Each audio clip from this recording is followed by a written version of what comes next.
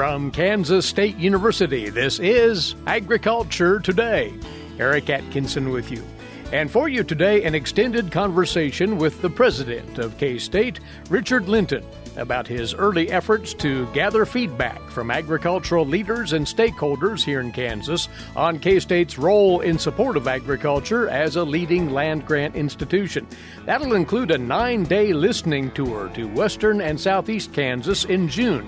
Dr. Linton also talks about his just-announced initiative to modify the university's strategic plan toward K-State becoming what he terms a next-generation land-grant institution.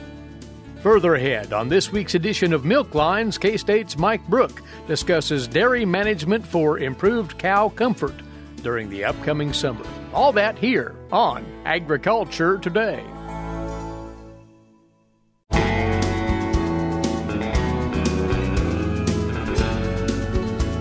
You're listening to the K-State Radio Network and Agriculture Today. Well, shortly after he was appointed late last year, we had the honor of having a conversation with the new president of Kansas State University, and we have that privilege once again today. On the line with us, as he is traveling, Dr. Richard Linton, and we want to talk about something that he's initiated, the process of ushering in a new strategic plan for the university as a next-generation land-grant institution, and we'll expand on that. But Dr. Linton, a pleasure again to talk with you once more, and you have been in the fast track, we understand, your first 3 months in office. Well, it's great to be with you today, and yes, I have been just in the office just a little bit over 3 months, and as I had mentioned a little while back, I've been doing everything I can to get out, to be able to meet folks and listen and learn so that we can do all that we can to make this the best land-grant university possible.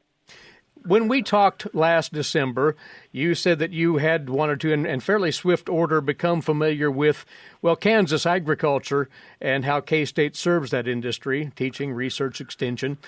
Have you had good opportunities to do that, and what have you picked up? Yes, I have had great opportunities to meet, of course, many of the faculty and staff here on campus, and as well as the other campuses in Salina and Olathe, and also connected with the global campus. I've had some opportunities to visit with people around the state that represent cooperative extension and some of the research farms, and as well as leaders in the state that represent commodities or represent farmers or different facets of the food system. And one of the things I've learned, which kind of confirms why I came here, is that there's just unbelievable passion for the importance of agriculture in this state being just about half of our economy, and an eagerness for continuous improvement, for ways to be better so that we can create new and better opportunities for our stakeholders around the state. Now, to remind folks, taking the presidency of Kansas State, you came fresh off of a long stint as the Dean of Agriculture at North Carolina State University. What do you now know about Kansas agriculture that you weren't acquainted with before? Yeah, I did represent as Dean at NC State University in a very large and very diverse state for agriculture. We represented over 90 different commodity groups. I think some of the things that I've recognized here that are a little bit different, the size of the farms here seems to be much larger. There's a lot of really big farms here in Kansas, where in North Carolina State, most of the farms were smaller in size. And I would say the other issue that resonates as being more important in this state, in this region, is water resource management. And certainly we're going to need to be proactive and get ahead of this and, use an interdisciplinary approach of not just agriculture, but some of our other colleges on campus, like engineering, as an example, to be able to try to provide, solutions as we deal with the challenges associated with water resource management and just simply the lack of water that we have in certain parts of the state. So those are the two main differences that I was not fully acquainted with, but they're both real important issues in the state. Since you mentioned water resources, huge issue in western Kansas. The understanding was you're planning a learning tour to the western part of the state coming up in the early part of the summer. Is that still on the burner? It's still on the burner. So this is a 9-day trip that I'm going to be taking mainly in the western part of the state, but also it's actually going to extend all the way to the southeastern part of the state as well. And then starting next August, I'll be making community visits one day a month to be able to try to canvass this entire state. And, again, trying to learn as much as I possibly can. Right now, the furthest west I've been is Great Bend. I was there just a couple of days ago with a Catbacker athletic event. But I'm looking forward to going to Garden City and Dodge City and Hayes and Liberal, and all of these cities and towns that I've heard so much about being critical for the infrastructure of agriculture, and having the chance to be able to meet people and talk about their ideas and solutions is something I'm really looking forward to. We'll do that in the middle of June this year. Do you have a set of questions in mind that you'd like to have answered as you interact with stakeholders, with K-State personnel and the like in the western and southeast part of the state? Well, I seem to do better if I listen more than ask questions, but certainly what I'll be trying to listen for is what are the things that we're doing really well to be able to serve and support our stakeholders, so that I know that we need to continue to do those things and do them even better. Where are we not serving the state well that we need to improve on? And what are the opportunities? What are the big ideas that we can utilize and piece together at Kansas State and develop partnerships, to solve the grand global challenges of agriculture, but also the grand state challenges of agriculture. And so those are the three basic kinds of questions that I listen for. But I will tell you, being a dean for over a decade, we have two ears and one mouth for a very important reason. We need to listen as much as we possibly can, and that's the approach that I'm going to take, not only in June, but also as we do these community visits starting next August. Will those be open forums for any and all to attend? How will that be arranged? Yeah, so we're working on finalizing the agenda now. Some of these visits will be private visits with businesses and companies and partners. I'll be meeting a lot with community colleges for the purpose of trying to partner with them, on 1+3 and 2+2 articulation agreements. But in all areas as well, we're going to have some kind of an open community forum. That might be at a research farm. That might be at an extension office. But there'll be an opportunity for the public to be able to engage and to ask me questions, and opportunities for them to express ideas and challenges that they currently have. Be looking for more information on those tour stops. That'll be an extraordinarily busy 9 days for you, but anxious to see what the fruits of that outreach will be. You did spend a fair amount of time when you first came on board last February with our state legislators. Were you attempting to specifically achieve things there, or was that part of the listening process as well? Well, I think multifold. I think certainly I'm looking at building very strong relationships, not just with state legislators, but also federal legislators as well. Also to be able to understand what's important for them, for who they represent. But I think this year, a big part of my conversations was very strong advocacy for the state budget. And I'm very proud to say that our legislators have supported higher education this year at a higher level than perhaps has been done in multiple decades. It's my understanding. And there's support there for infrastructure around student scholarships, around information technology, around repair and renovation for our aging facilities, for demolition of those facilities that no longer need to be on our campuses. And then, of course, we also have funding that is going to be able to support capital infrastructure for agricultural innovation. We're still working through the strategy about the kinds of facilities that we will be producing on the Manhattan campus. But it's a very, very exciting time, and we feel very blessed with the support that we've had from state legislators. But those were the two main goals this year. There's so much there on the plate, Dr. Linton. How, as a leader, do you go about prioritizing all of that? Well, so I think a part of it is meeting with my team, my cabinet members, and my deans to be able to understand we've got a lot of opportunities.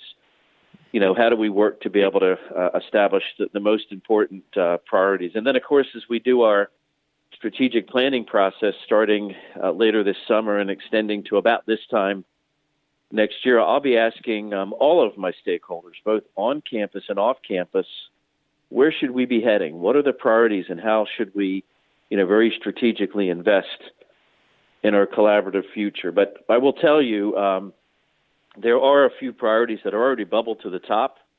Certainly, strategic student enrollment management. We're going to be working very, very hard to be able to enhance the number of students both on campus and with the global campus, and of course those students that are also associated with Salina and Olathe. I think we've lost a number of students over the last 7 or 8 years, and we need to have a collective effort moving forward to be able to reverse that trend. And once that happens, with a stronger student base and a larger student base, our reputation goes up, and we'll have more resources due to tuition to be able to help better support our faculty, our student, and our staff. I think another major priority and goal over the next decade is repair and renovation of our facilities. Right now, there's over $450 million in repair and renovation needs. And so, again, we've got to very strategically figure out, how do we resource repair and renovation,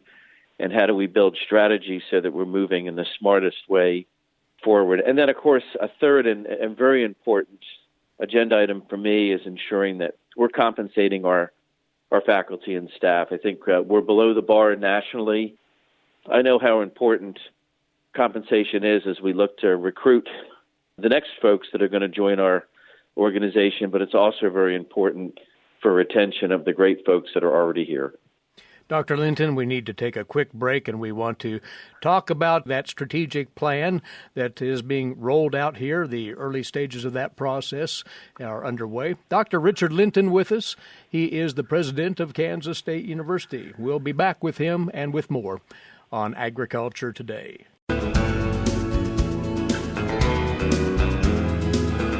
You're listening to Agriculture Today, and once more, we're very pleased to have along with us the president of Kansas State University, Dr. Richard Linton, talking agriculture, talking land-grant university, and his outlook for this institution as he's now all of 3 months into his tenure as president of K-State. Might pay to throw in a little background here for those who don't recall. Dr. Linton took over on February the 14th of this year as the 15th president of K-State. Again, he's no stranger to the 3 cornerstone land-grant mission: teaching, research, and extension. After earning all 3 of his degrees at Virginia Tech, oriented toward food science, he had a highly accomplished career as a food scientist at Purdue University, where he was also the associate director of agricultural research programs. Also had a 1-year stint at Ohio State University before moving on to become the dean of the College of Agriculture and Life Sciences at North Carolina State University for 9 years. All of that leading up to his taking the reins of this university here in 2022. Welcome back, Dr. Linton. And you have announced that a new strategic plan is being charted for K-State. This was put out just a couple of weeks ago, and the objective here is to guide this university into next-generation land-grant university status. Dr. Linton, could you outline what that means?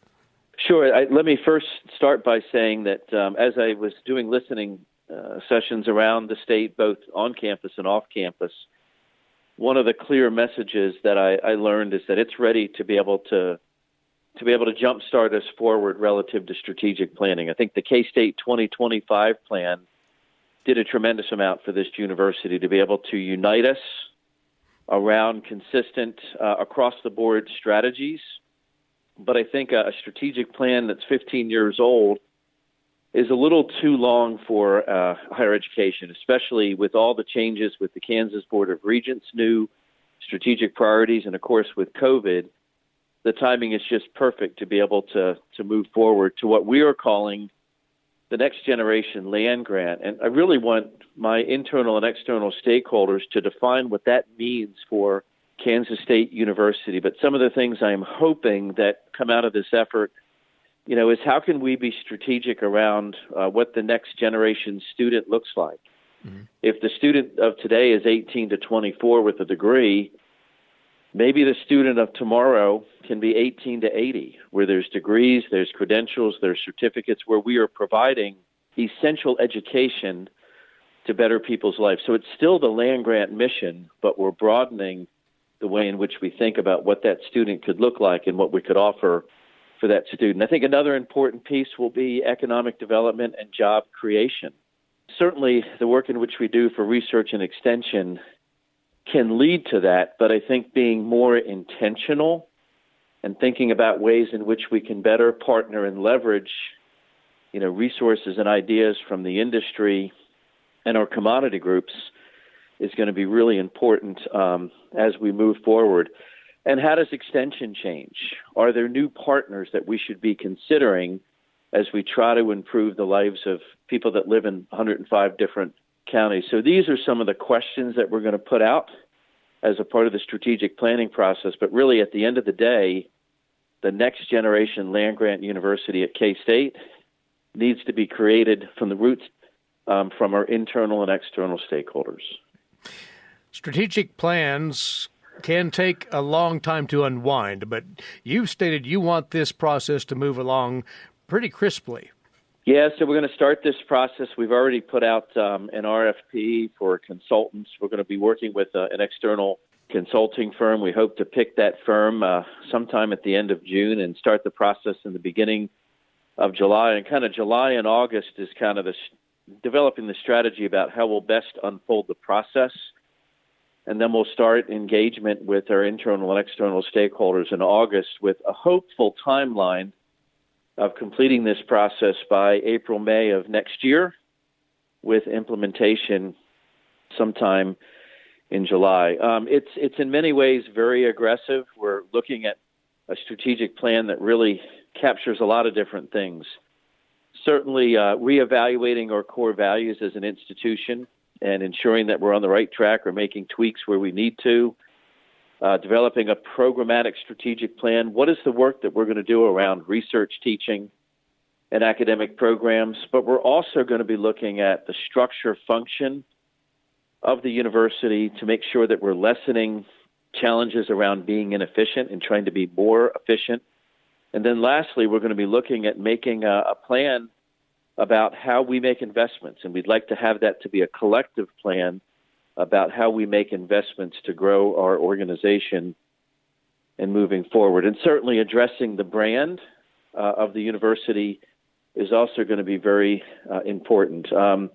In some ways, it's a long time, and in other ways, it's very aggressive, but it's very, very doable. I've been through a very similar process as a part of a very large college in the last year or so, and it's doable, it's possible, and I think it's going to create a tremendous amount of interest and energy around the state. And that's one of the most important reasons for engaging in a strategic planning process so early on in my tenure.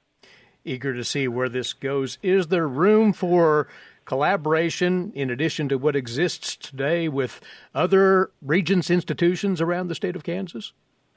I think there is. I think there's also opportunities to be able to develop collaborative partnerships with other land grants, especially in adjoining states. Certainly, I'd like to think that we could partner more with the Regent institutions. I think there's opportunities to partner more with community colleges around the state, especially around 2+2 agreements. The string of my entire career has been to look for opportunities for partnerships and collaborations, where there's win-win-wins on the table. And I see so many opportunities in our future. And again, this will be one of the things that we try to challenge our internal and external stakeholders to think about.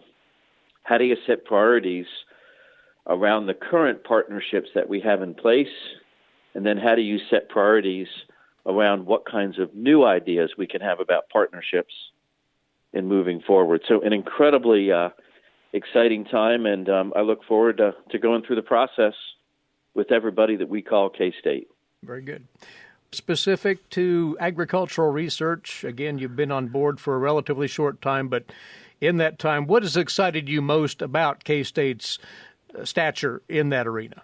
Well, I think we're so well known in the state for responding to the needs of what our stakeholders need. And I think from a land grants perspective, that's really of most critical importance. And we need to stay firm to that through the strategic planning process as we move forward. But we also need to think about, what kinds of global impacts we can have as well. And that's why I'm so excited about the opportunity to be able to better build out agricultural innovation and take advantages of things that are around the corner like NBAT. There's no other place like it in the world. And because there's no other place like it in the world relative to food and animal biosecurity, we should be attracting incredible talent and the opportunity for new partnerships. And it's my job to kind of keep the eye open to be able to try to see how we can best take advantage of that to move K-State forward. Very well. Are you having fun so far in this? I am having an absolute blast. And folks don't understand, while I'm not completely exhausted, I tell them the high energy and the work that's being done now is just energizing me. I could not have come to a better place. And I think this marriage is a really good one. I think having someone being at K-State that has a lot of land-grant experience and a background that understands, all of the pieces of a land-grant institution, the research, the teaching, the extension, and international presence is just a really important thing for K-State right now. So high energy, very excited, and ready to move forward. And as a parting thought, again, as has been suggested all along here, you are eagerly welcoming feedback of all kinds from all stakeholders, from all interests, agriculturally and otherwise, rural Kansas. And those channels are multiple, aren't they? They are. Some of them I'm aware of, and some of them I'm not aware of. But the goal is to be able to, not just over the next couple of years as I go through these listening sessions and as we develop strategic planning, but the most important thing for me is that both internal and external stakeholders know that I'm very approachable, and I'm always eager to listen to opportunities for how we can be a better organization and better land-grant university. And I think as long as you have that mentality, you can move forward pretty strongly.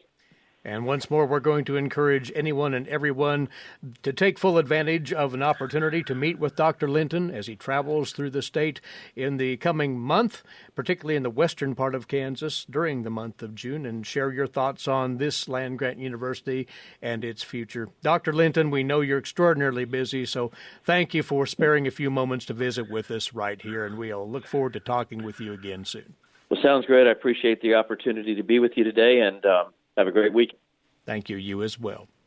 Dr. Richard Linton, president of Kansas State University, with us on This Agriculture Today. And we'll have more for you in a few moments on this, the K-State Radio Network.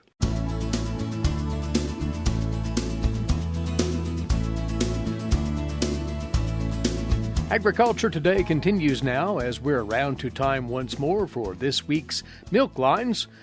Well, summer heat brings a certain level of discomfort for dairy herds, but there are other things that can contribute to that as well, things that could well be managed to the betterment of the herd. K-State Research and Extension Dairy Specialist Mike Brouk speaks to that this week. Mike?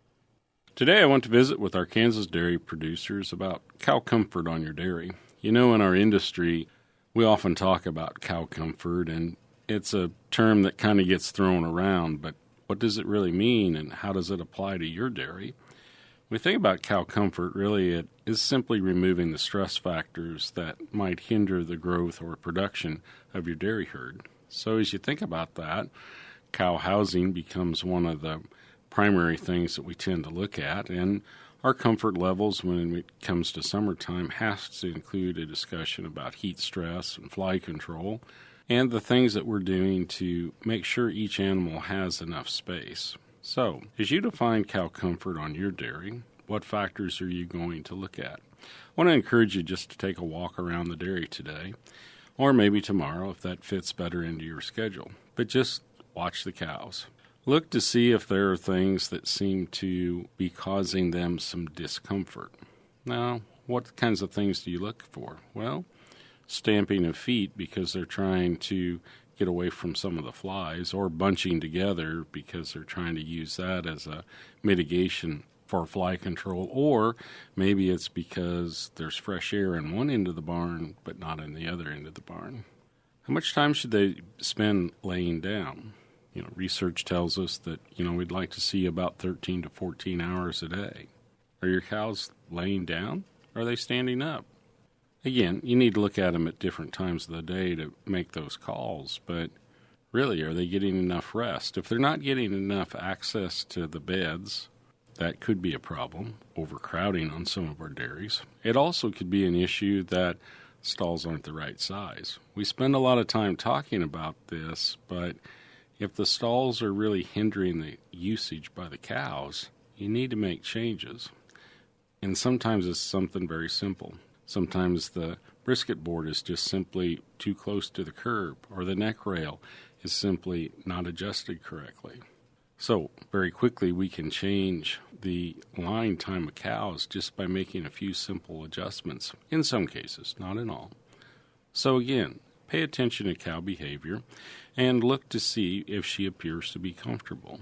If you spend a little time watching, different times of the day is the best, you'll soon pick up on some of the issues that you have on your farm. And then you can decide which solutions you need to try to correct that, to make your herd more productive. This is Mike Brouk with K-State Research and Extension. Thanks, Mike. And to close things out today, a quick glimpse to this week's calendar and the local wheat tours that K-State Research and Extension is sponsoring for you producers to take in. It's a great opportunity to see and learn about the newest available as well as upcoming wheat varieties, their agronomic performance, their disease resistance, and so forth. There are several of these on the slate for both today and tomorrow, again, weather permitting. With the rainfall that's moving through these areas of the state today, you'll need to check with your local extension agent to assure these will be conducted. One such tour is about to get underway just outside of Clearwater. That's set for an 11 o'clock start, if it's not rained out. Another is set for 6 o'clock this evening, just outside of Caldwell in far southern Sumner County. And there are 3 wheat tours set for tomorrow. 2 in central Kansas, 1 here in the northeast. A tour on the very outskirts of Russell, that's set for 8 o'clock tomorrow morning. Also 1 near Lorain. That is set to go at 11:30 tomorrow morning. And here in Riley County, between the cities of Riley and Manhattan, a tour tomorrow evening starting at 6:30. Of course, check with the local extension offices hosting these for specific directions on how to get to those tour plots. That's our time for today. Thanks for tuning in. Eric Atkinson for Agriculture Today over the K-State Radio Network.